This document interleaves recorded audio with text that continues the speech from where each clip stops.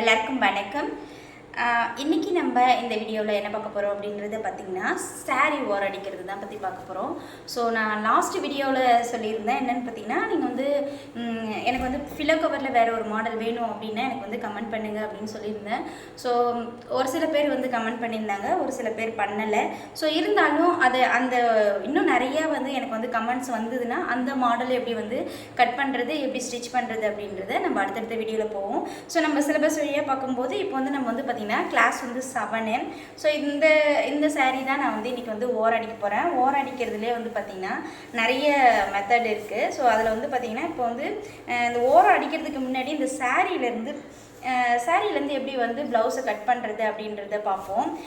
நிறைய பேர் என்ன பண்ணுவாங்கன்னா, நம்ம வந்து இந்த அளவு இருக்கு இல்லையா சாரி, இதான் ப்ளவுஸு, இந்த அளவுக்கு நேராக வச்சு கட் பண்ணுவாங்க ஒன்று.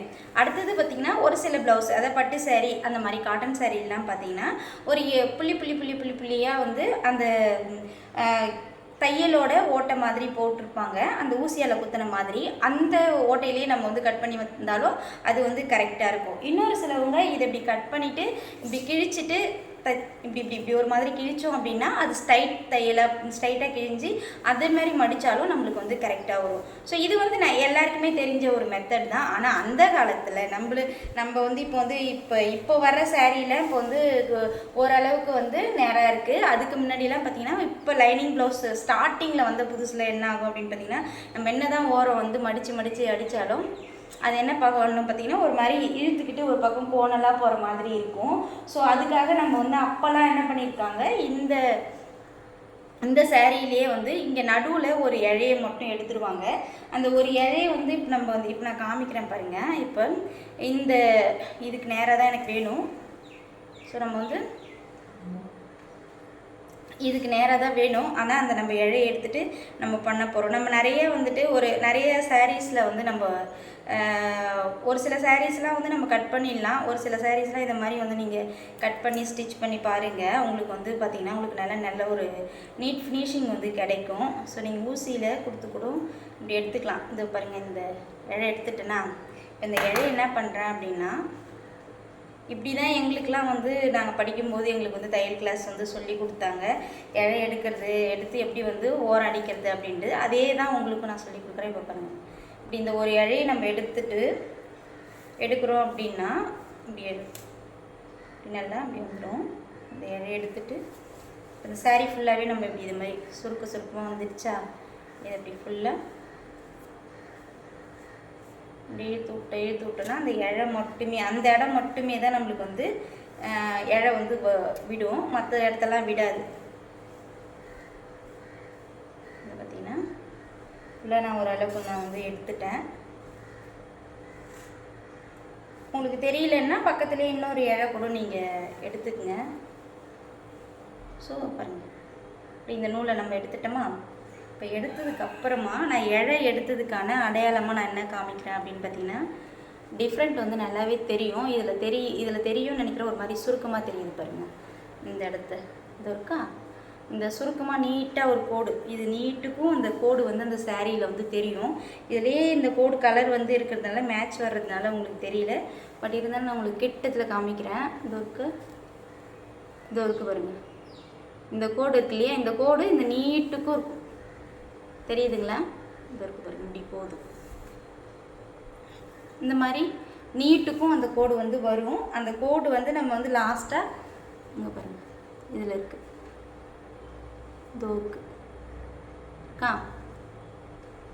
இந்த இடத்துல வந்துட்டு நம்ம வந்து இப்போ இதை நம்ம கட் பண்ணும்போது எப்படி கட் பண்ணணும் அப்படின்னு கேட்டிங்கன்னா, இந்த இழை எடுத்தோம் இல்லையா, இதுக்கு நேராக தான் நம்ம வந்து இப்போ கட் பண்ண போகிறோம். அது எப்படி கட் பண்ணுறது அப்படின்றத நம்ம வீடியோ பார்க்கலாம். போட்டுட்டேன். இப்போ போட்டதுக்கு இந்த இழை இங்கே எடுத்தேன் இல்லையா, அதுக்கு நேராக தான் நான் வந்து இப்போ வந்து கட் பண்ண போகிறேன். இந்த இழை எங்கே எடுத்துருக்கணும் அதுக்கு நேராக தான் கட் பண்ண போகிறேன். என்னடா இது, இப்படி ஸ்டார்ட் பண்ணும்போது இங்கேருந்து ஸ்டார்ட் பண்ணாங்க, போக போக பார்த்தீங்கன்னா இப்படி கொஞ்சம் சைடாக போகுது அப்படின்னா அந்த இழையோட அளவு எப்படி போதோ அப்படி தான் வந்து கட் பண்ணணும். அப்போ தான் வந்து நம்மளுக்கு வந்து சாரீ வந்து ஓரம் அடிக்கும்போது நல்ல ஒரு கரெக்டான ஒரு மெத்தடாக கரெக்டாக நம்மளுக்கு வந்து படிஞ்சு வரும்.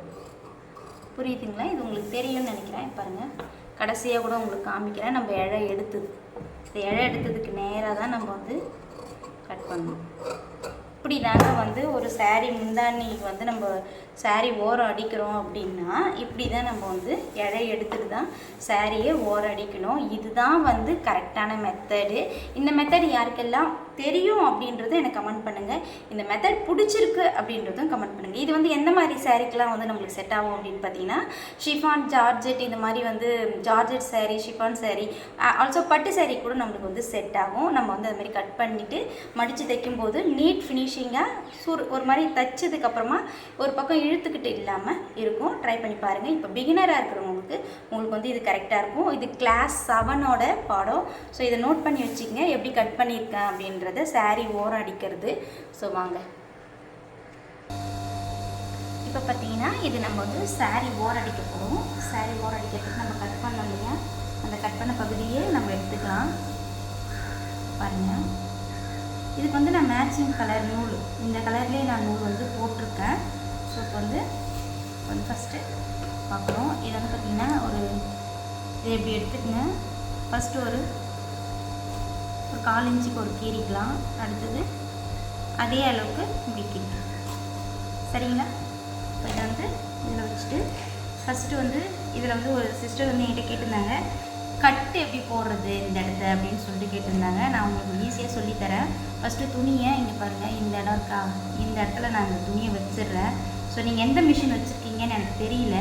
இன்கேஸ் வந்து நீங்கள் வந்து பவர் மிஷின் வைக்காமல் நார்மல் மிஷினாக இருந்தீங்கன்னா இது மாதிரி பின்னால் ஒரு இப்படி தூக்கிறது இருக்கும், மிதி தூக்கிறது இருக்கும்.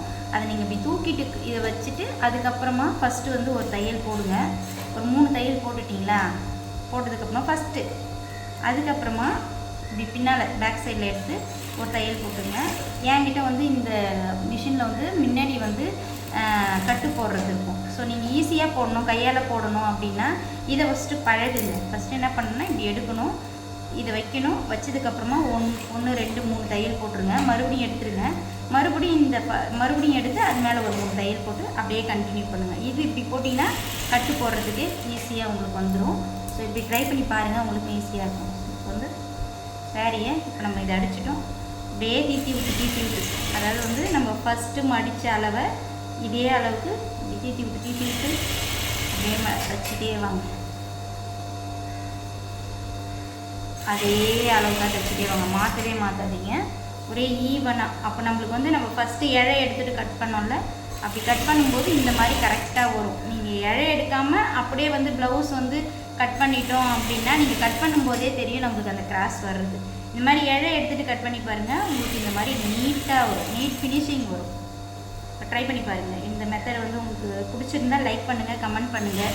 இந்த விஷயம் யாருக்காவது புதுசாக தெரிஞ்சுது, இதை யாருக்காவது கற்றுக்கணும் அப்படின்னு நினைக்கிறவங்க ஷேர் பண்ணி விடுங்க. மறக்காமல் வந்து அவங்களுக்கு யூஸ்ஃபுல்லாக இருக்கும். இதை நீங்கள் ஷேர் பண்ணி விட்டீங்கன்னா யூஸ்ஃபுல்லாக இருக்கிறவங்களுக்கு ஷேர் பண்ணி விடுங்க. மறக்காமல் சேனலை சப்ஸ்கிரைப் பண்ணிவிட்டு லைக் பண்ணிவிட்டு அப்படியே கமெண்ட் பண்ணிவிட்டு போங்க. பிடிச்சிருந்ததுன்னா வீடியோவில் இது மாதிரி கிளாஸ் வந்து ஜாயின் பண்ணணும் அப்படின்னு நினச்சிங்கன்னா என்னோடய சேனலுக்கு வந்து நான் நேம் வந்து கொடுக்குறேன். நீங்கள் வந்து அதை போய்ட்டு ஜாயின் பண்ணிக்கிங்க. ஃப்ரீ கிளாஸஸ் தான். அதில் டவுட் ஏதாவது இருந்தது அப்படின்னா நீங்கள் வந்து கமெண்ட் பண்ணிங்க அப்படின்னா உடனே நான் ரிப்ளை கொடுப்பேன்.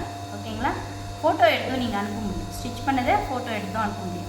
ஸோ நல்லா நீட்டாக வருது பாருங்கள். எந்த இடத்துலையுமே வந்து சுருக்கமும் இல்லை, வளையமும் இல்லை. ஸோ ஸ்ட்ரைட்டாக வருது. நீங்கள் ஸ்ட்ரைட்டாக தைச்சிக்கிறீங்களா இல்லையான்னு பார்க்குறதுக்கே ஒரு சின்ன விஷயம் சொல்லி காட்டுறேன்.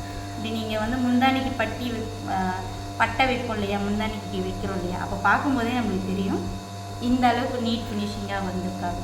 இந்த மாதிரி ஃபினிஷிங் வேணும்னா இந்த மெத்தடை நீங்கள் ஃபாலோ பண்ணுங்கள். தேங்க்யூ. மேலும் ஒரு நல்ல வீடியோ சந்திப்போம். நன்றி, வணக்கம்.